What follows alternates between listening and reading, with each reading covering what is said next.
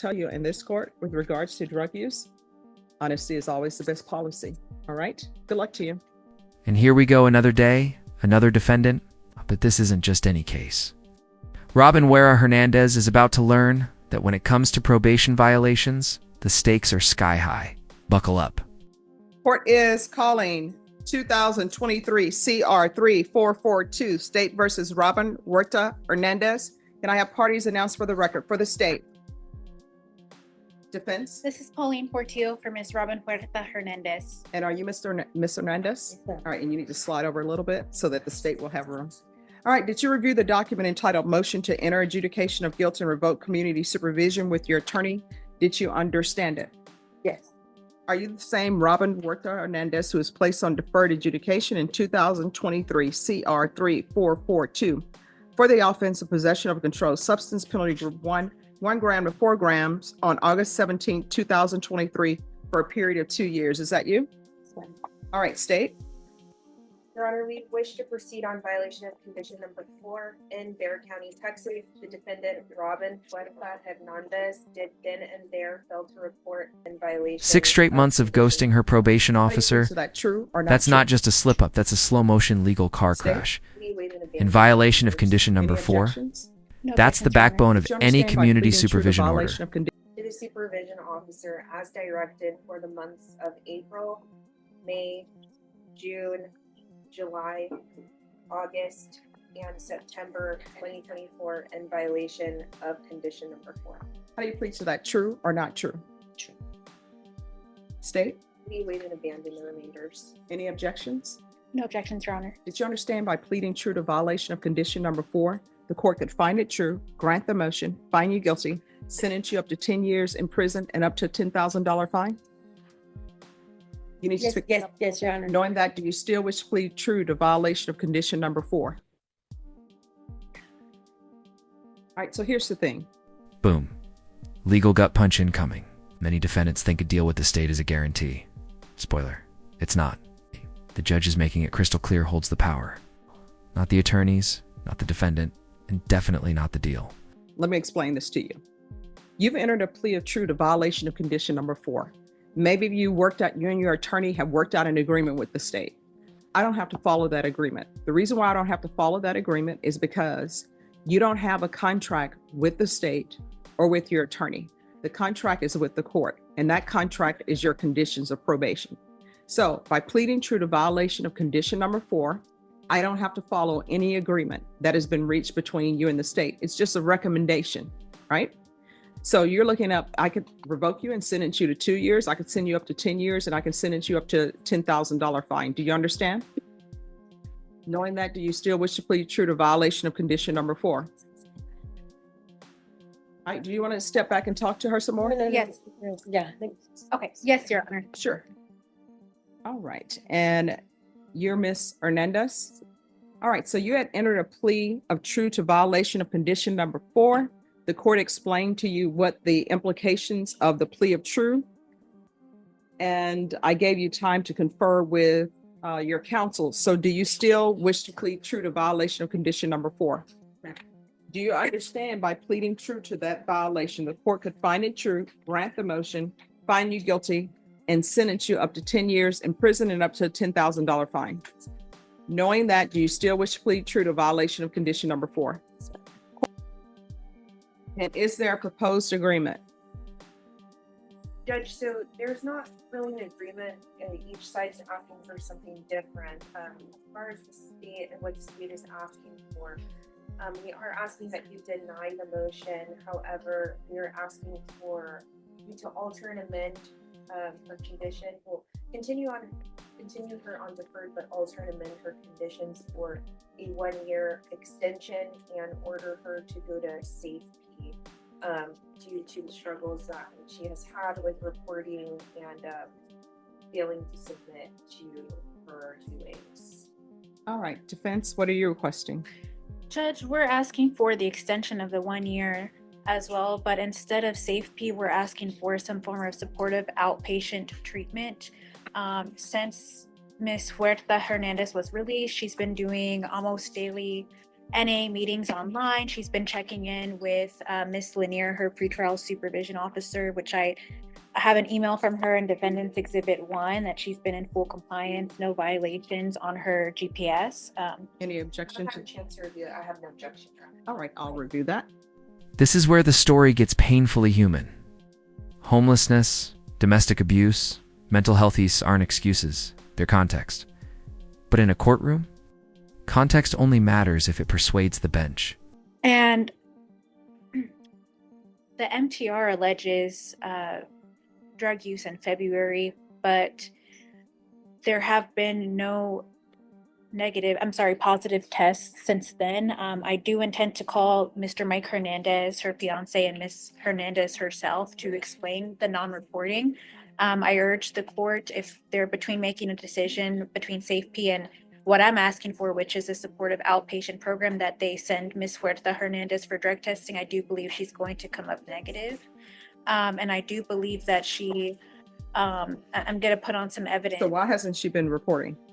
Judge, it seems like around the time that she stopped reporting in March, she was dealing with some homelessness.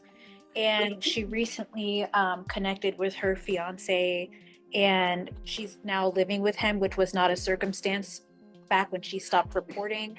He's been keeping her on track, helping her to get clean, helping her to look for employment. She has been a victim of abusive relationships in the past, which have caused complete destruction for her. She's lost custody of her children. It's caused drug use. It's led to a diagnosis of bipolar disorder and depression. And so at this point, I think she is in the best position with the support of her fiance, with the support of her fiance's mother, who have been waiting here all day for her. And I think she's just right on track, Your Honor, to not relapse again. She's been doing everything she's supposed to do. She also has some medical disorders that I think are going to cause a problem for her if she had to go back into detention. She has a little eye infection, if the court could take notice of. She has a cut eye that I think she needs to get treated pretty soon, and she has asthma that she said was very difficult for her when she was in SATIF. And Your Honor, I think just the circumstances for her right now are going to be optimal for her to succeed and not relapse. She has no criminal history besides this case. So at this point, I'm asking you, add conditions, weekly UAs, random UAs, zero tolerance, can keep her on GPS. She would like to look for work as a housekeeper at this point to help contribute to the household and get some visits back in. She has ordered supervised visits through Guardian House right now with her 16-year-old. So she really just wants to get her life back together and get back on track. I'm sorry, what did you say about her and the 16-year-old? She's supervised visits at Guardian House right now. They cost quite a bit of money though, so she will have to work to try to get those visits in. But that's my understanding from what she tells me is going on with that minor child. She does have older children as well. They're adults. They were here at the last setting, but as far as just the minor, she really has to rebuild that back up because her past relationships have really caused havoc in her life. Okay. And have led to these behaviors. And state.